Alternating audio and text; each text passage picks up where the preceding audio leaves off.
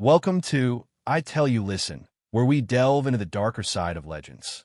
Today, we're embarking on a black journey to the West. Forget the heroic pilgrimage you're familiar with. This is a tale of conspiracy, the true nature of power, and the hidden struggles of Sun Wukong, the Monkey King.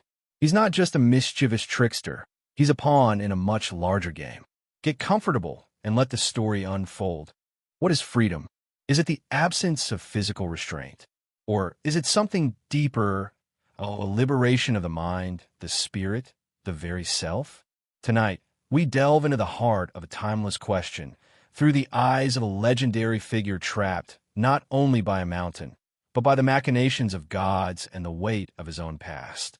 We explore the cost of rebellion, the price of pride, and the enduring power of remembrance. When I knelt before the Buddha, removing the golden circlet, I finally remembered who I was. "Monkey," he said, "you are defeated. I offered you another chance, yet you still kneel before me. In those bygone days, when you made such great havoc in heaven, you accused me of trickery. Therefore, I pressed you beneath the mountain of 5 phases for 500 years. Are you not now, as you were then, kneeling at my feet like a cur? No. You are not even as you were. You have discarded your gold banded as you will cudgel." What of it? I retorted. Though the cudgel is gone, I, old Sun, still have my fists. You are but a mere transformation body. I, old Sun, have no fear of you. Even if I kneel now, what does it matter? Even were you to imprison me for another 500 years, what difference would it make? When I have severed the 3 worms, that will be the moment when you, Tathagata, vanish like smoke and mist. Tathagata, you cannot slay me. I have been one with the cosmos since my very birth. Unless you destroy the entire universe, sooner or later, I shall bring you down. Golden cicada, a voice boomed. Is this your great disciple, Sun Wukong? A mere monkey sprung from stone. How dare he behave so in the great Thunderclap Monastery? It appears this pilgrimage to the Western Paradise has not made you any wiser. Before the golden cicada, Tang Sanzang's previous incarnation, could reply, the Tathagata roared again, "Monkey, in truth, you now have only 2 choices. Either submit and accept from me the title of Buddha victorious in strife, and I shall return your as-you-will cudgel.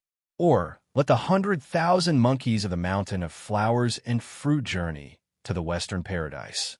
I trust you know the proper course." The furious light in Sun Wukong's eyes was instantly extinguished. It was true. Sun Wukong feared neither heaven nor earth, but he still had the mountain of flowers and fruit. The 100,000 monkeys there, though their lives hung by a thread, could be converted by the Tathagata. To render them mindless fools, knowing nothing of the Buddha Dharma, was no difficult feat.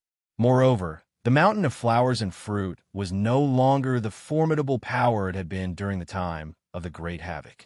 Those demon kings with any real ability had been taken in by bodhisattvas and various deities. The mountain of flowers and fruit was but a shell of its former glory. Amitabha, a sigh from the golden cicada, echoed throughout the holy mountain. Every time the sun newly rose on the highest peak of the holy mountain, there was always a figure gazing at the dawnlit sky. Every time the full moon hung high on the highest peak of the holy mountain, there was always a silhouette contemplating the lunar orb. Every time wind and rain descended, in the most secluded corner of the holy mountain, there was always a figure observing the falling rain, his eyes closed in deep thought. Every time the monks chanted sutras, every time the populace offered prayers, every time the Tathagata expounded the Dharma, there was always one individual who wore a furrowed brow, and that person, after being granted Buddhahood, had become cautious and withdrawn, as though all had forgotten his very existence. Buddha, Buddha, Buddha, what is a Buddha? Is it to deliver all sentient beings? Is it to alleviate suffering and rescue those in peril? Is it to bring happiness to all? Or is it merely to safeguard the position of the Tathagata Buddha? If not, why were those demons, after achieving cultivation, not accepted as disciples by bodhisattvas and arhats, but instead annihilated?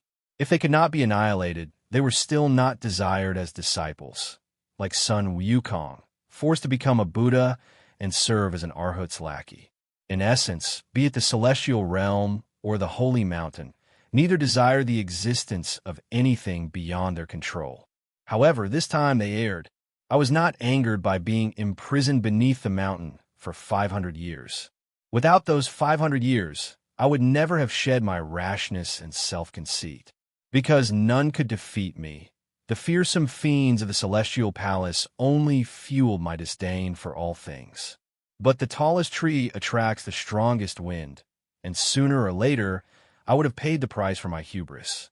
During those 500 years, what I yearned for day and night was not my freedom from beneath the mountain, but the Buddha. It was not that the Jade Emperor remained the Jade Emperor, but that the great sage equaling heaven no longer existed. In the end, the great sage equaling heaven was a failure. He was imprisoned beneath the mountain of 5 phases, and even his own monkeys could forsake him. After 500 years, I learned forbearance. I understood that with my own power, I was helpless. The celestial realm was too vast, the holy mountain too mighty. They could crush me with ease. Thus, I accompanied the Tang monk on his journey to the Western paradise, feigning a diminution of my magic power, and carefully following his lead. The long road was nothing more than a stumble, and it took me but a few decades to reach the destination. I was not angered by the Buddha imprisoning me. I was angered by his scheming to convert me while I lay trapped beneath a mountain of 5 phases. He declared that if I could not escape his palm, I would be defeated and forced to return to my demonic ways. I admitted my defeat, but when I lost, he pressed down his hand, not to allow me to return to my demonic existence, but to force me to continue cultivating. Had I exerted all my might to escape his palm and still failed, I would have accepted my loss. But he transformed his hand into a cosmic pillar, deceiving me into believing I had reached the very ends of heaven and returned. Was that not a blatant deception? I had long known that the Buddha was not a virtuous being, nor was Guanyin. Afterward, none remembered the great sage equaling heaven, Sun Wukong. There was only the Buddha victorious in strife. It was as if the colossal stone that had plummeted from heaven had vanished from the world. The great sage equaling heaven, who had once commanded millions of demon soldiers across the 3 realms, had become a Buddha, seated upon the Tathagata's lotus throne. And the 7 mighty demon kings, once so formidable, were now scattered to the 4 winds. None knew how many still survived.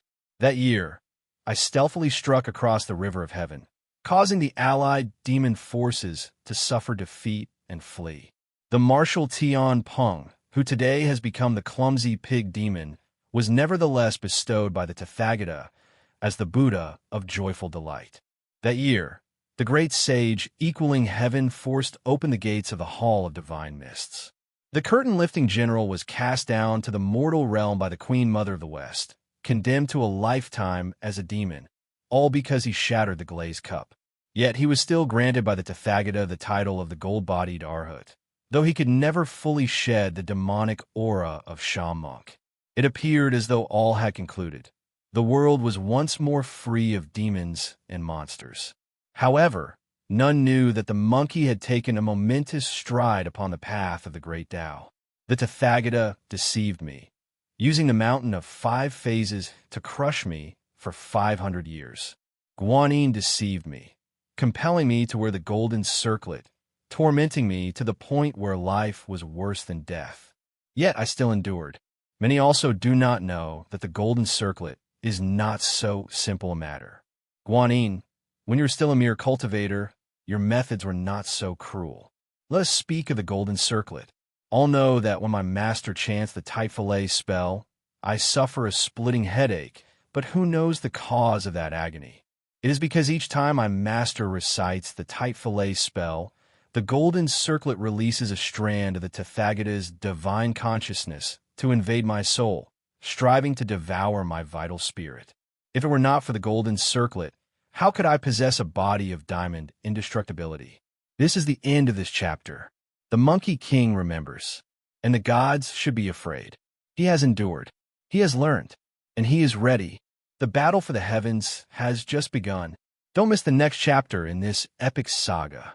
Like, subscribe, and hit that notification bell to stay up to date on the continuing adventures of Sun Wukong.